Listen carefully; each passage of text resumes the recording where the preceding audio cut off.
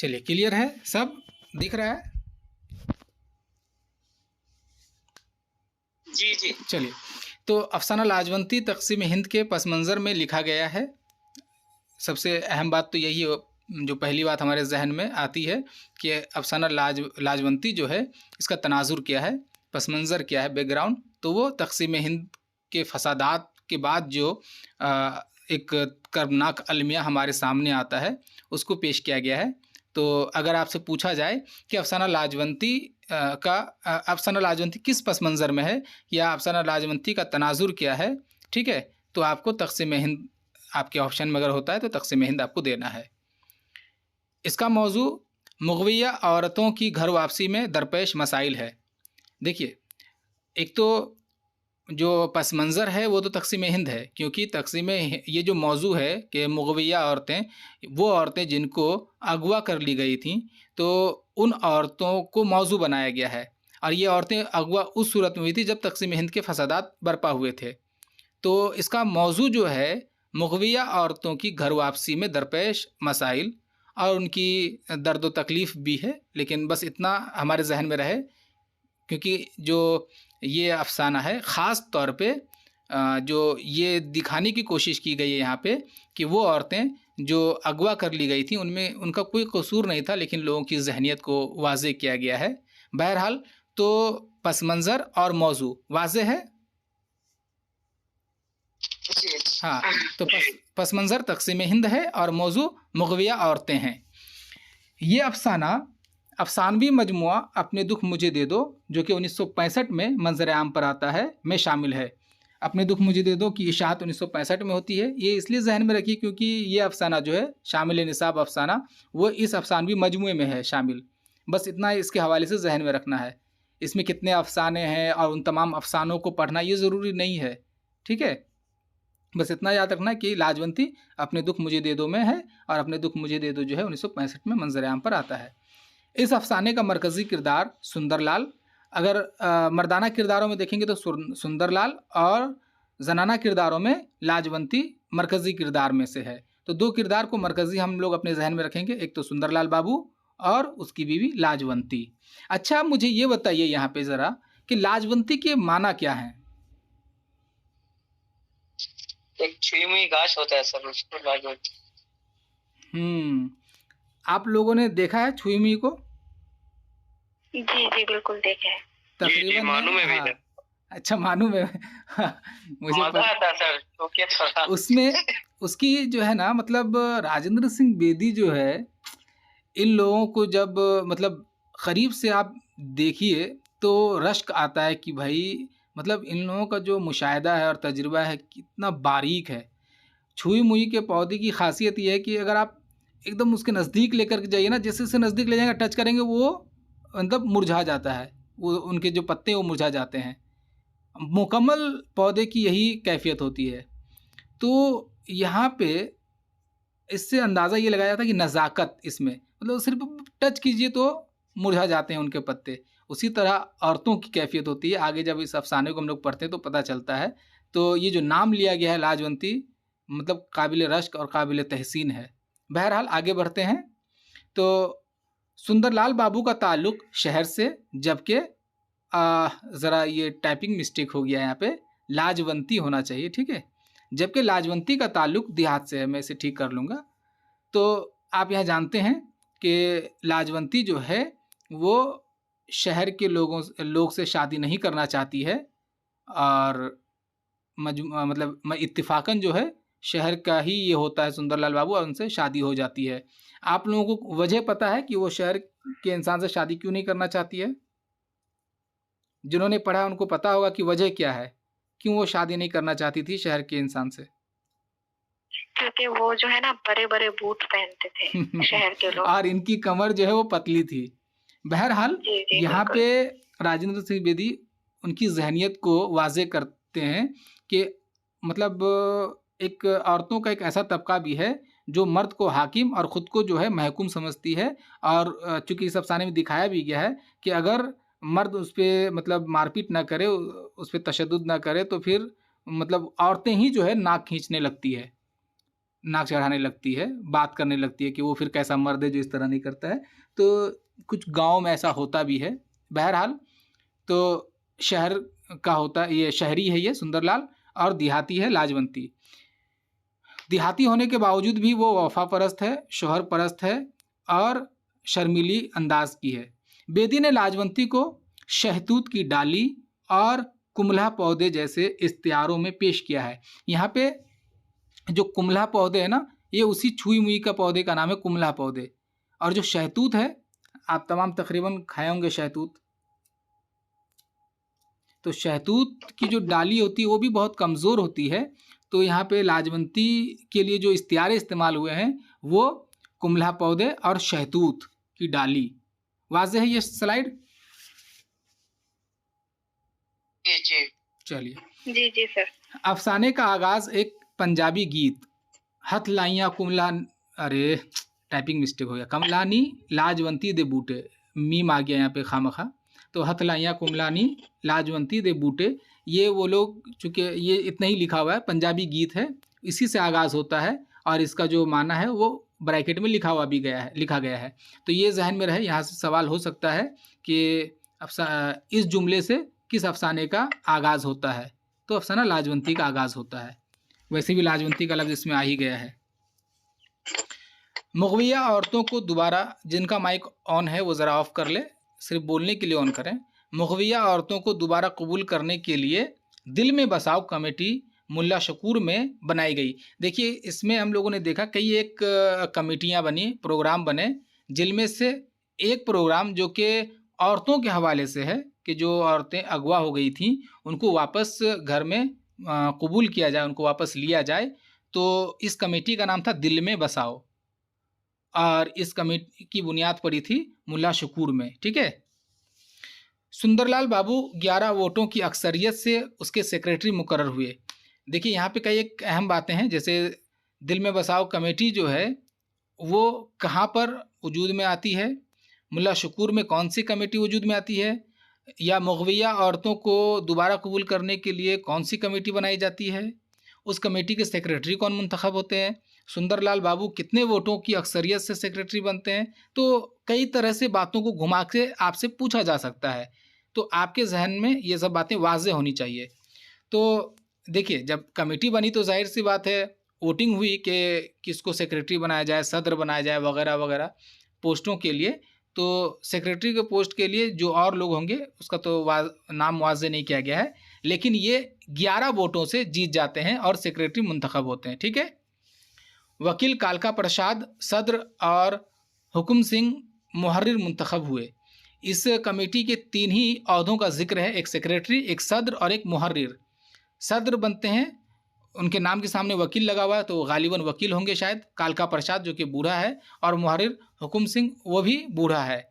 तो 3 पोस्ट को आपको जहन में रखना है, सेक्रेटरी सुंदरलाल बाबू, सदर वकील कालका प्रसाद और मुहर्रिर हुकुम सिंह, ये 3 नाम।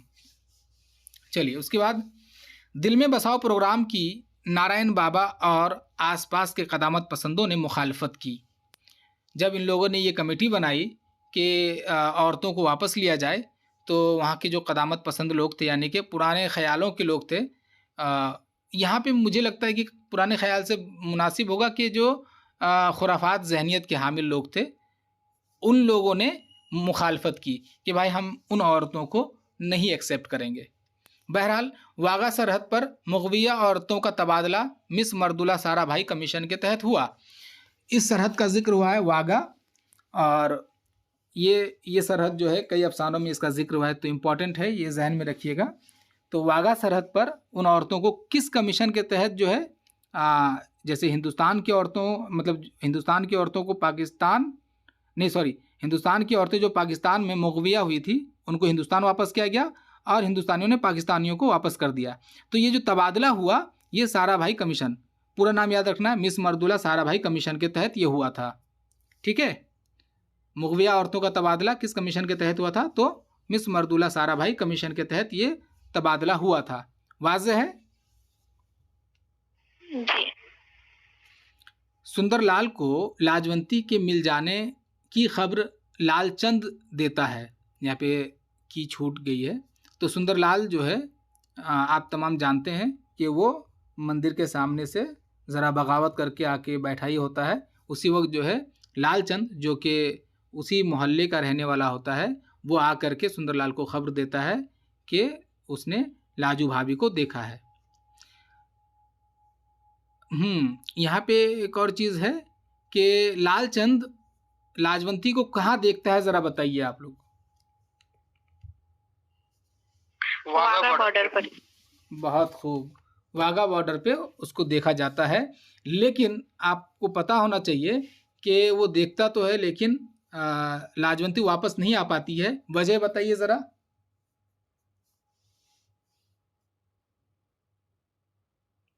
पता है ना उसमें जी जी जी झड़प होता है, झगड़ा चलता है वहाँ के और यहाँ के कुछ औरतें जो यहाँ के हैं तो 11-11 नाम बताता है कि और 22 इधर के हैं, तो कहता है कि इसमें तो सबसे अच्छी जो है वो लाजू है। इस टाइप की कुछ मसला है। असल में झगड़ा हो जाता है इस बात पे कि हिंदुस्तानी जो है वो सवाल करते हैं कि तुमने जो औरतें दी हैं वो बूढ़ी है और कमज़ोर हैं। तो वो लोग जो है फिर लाजवंती को सामने ला करके दिखाता है और कहता है कि देखो क्या तुम जो जितनी औरतें हैं तुमने दी हैं कोई इसके मुकाबिल की है। बस इसी बात पे झगड़ा बढ़ जाता है और फिर दोनों जो औरतें 16-16 औरतें लाए इधर से उधर, तो दोनों वापस लेकर के चले जाते हैं। गोया के लाजवंती आती तो है तबादले के लिए, लेकिन आ नहीं पाती है। बहरहाल चलिए, लाजवंती की घर वापसी पर सुंदरलाल उसे देवी कहकर पुकारता है। अब ये जो देवी का कहना है ये बहुत कुछ वाज़ेह करता है, चूँकि हम लोग इस अफ़साने के हवाले से बहस नहीं करेंगे कि इसमें कैसी-कैसी बातें हुई और राजेंद्र सिंह बेदी क्या कहना चाहता है, चूँकि हमारा तकाज़ा इम्तिहानी तकाज़ा है, उसको मलहूज़ रखते हुए हम लोग आगे बढ़ते हैं। यहाँ पे मुझे एक सवाल का जवाब आप लोग बताइए कि इस अफ़साने में लाजवंती के लिए कितने नाम इस्तेमाल हुए हैं? 2, एक तो लाजू, लाजवंती।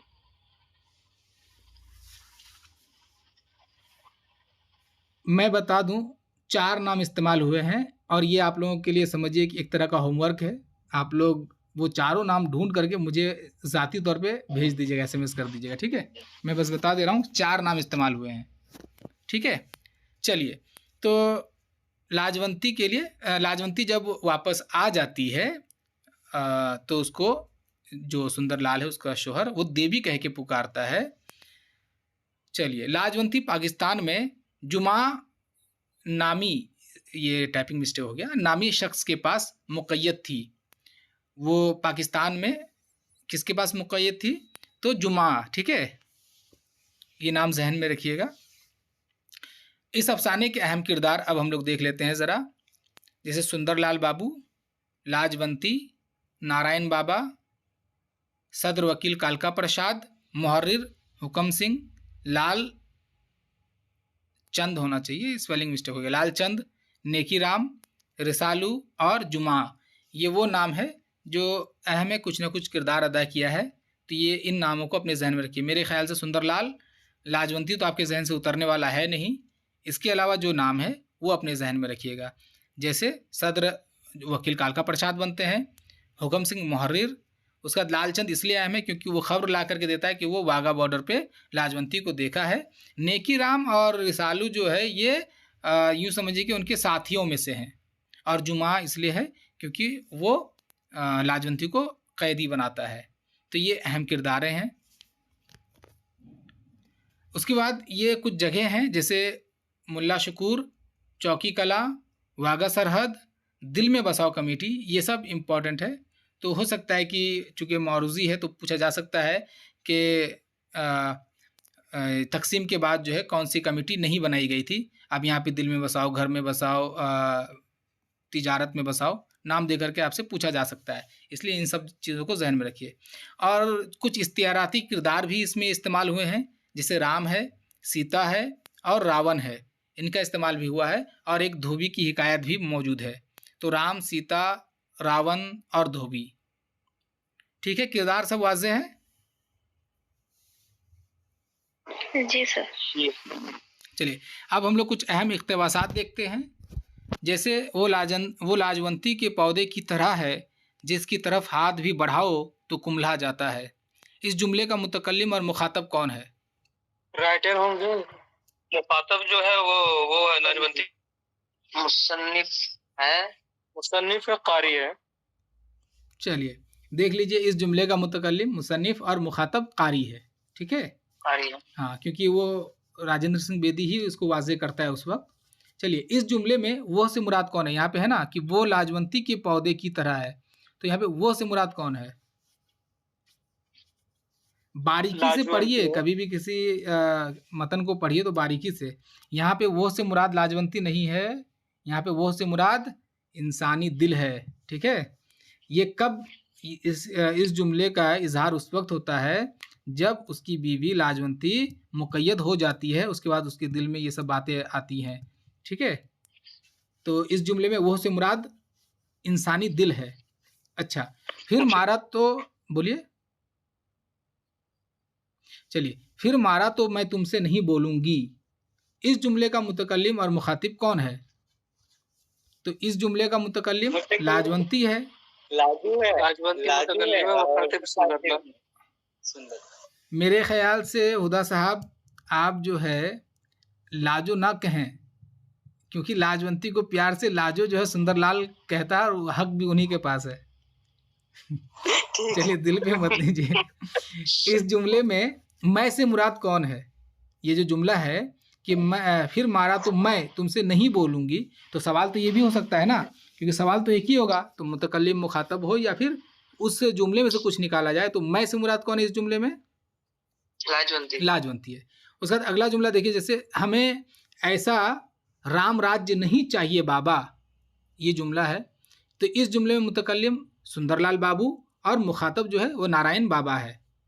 जैसे मैंने लाजू भाभी को देखा है, यहाँ पे मतन में जो है भाभी लिखा गया है, बहुत जो है भाभी भी लिखते हैं।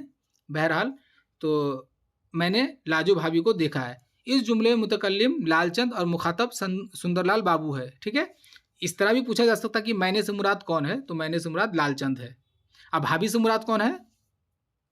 लाजवंती। लाजवंती है। अच्छा, वो मारता नहीं था पर मुझे उससे ज़्यादा डर आता था, तुम मुझे मारते भी थे पर मैं तुमसे डरती नहीं थी। अब इस जुमले में ये बताइए, सुंदरलाल। चलिए अब वो से मुराद कौन है? स्टार्टिंग में जो वो है जुमा, वो जो जुमा था। जुमा हाँ जुमा, जुमेरात जुमा, इस तरह याद रखिए जुमा। ठीक है, तो जुमा है वो से मुराद। अच्छा, उसके बाद बताइए कि तुम से मुराद कौन है? सुंदरलाल। सुंदरलाल, बहुत खूब। अच्छा, वो बस गई पर उजड़ गई, यहाँ पे मुतकल्लिम और मुखातब कौन है? यहाँ पे वो से मुराद लाजवंती है। सवाल मेरा है कि मुतकल्लिम और मुखातब कौन है? मुसन्निफ है मुतकल्लिम। अच्छा, हाँ, मुसन्निफ है इसका मुतकल्लिम और कारी है मुखातब। अच्छा, वो से मुराद कौन है? लाजवंती। लाजवंती। या सवाल इस तरह भी हो सकता है घुमा कर कि कौन बस गई पर उजड़ गई?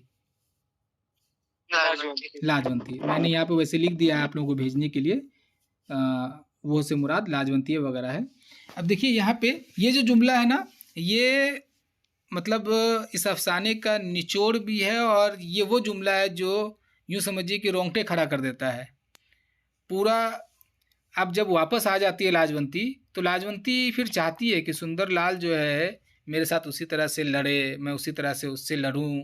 फिर मतलब एक अपनापन रहता है ना उसी कैफियत में भी।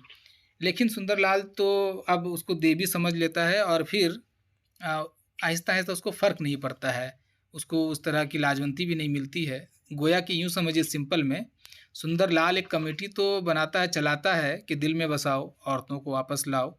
लेकिन जब उसकी बीवी आ जाती है ना, तो हकीकतन वो खुद भी एक्सेप्ट नहीं कर पाता है, क्योंकि अगर एक्सेप्ट करता तो शायद बेइंतहा मोहब्बत करता, उस तरह नहीं जिस तरह देवी बना के किया है। अपनी बीवी लाजो की तरह ही उसको मोहब्बत करता, लेकिन वो बसा नहीं पाया। लेकिन चूँकि वो कमेटी चलाता था, लोगों के सामने रुसवा हो सकता था, इसलिए अजराह रस्म जो है उसको अपने पास रख लिया, लेकिन उसको बसा नहीं पाया दिल में, खुद के दिल में दोबारा। बहरहाल ये अफसाना यहीं पे ख़त्म होता है। अफसाने के हवाले से अहम मालूमात हम लोग देख चुके हैं, वाज़ेह है। चलिए अब हम लोग राजेंद्र सिंह बेदी के हवाले से देखते हैं। असल नाम राजेंद्र सिंह बेदी है और इब्तदाई अदबी नाम मोहसिन लाहौरी। जब वो कॉलेज में थे तो वो मोहसिन लाहौरी के नाम से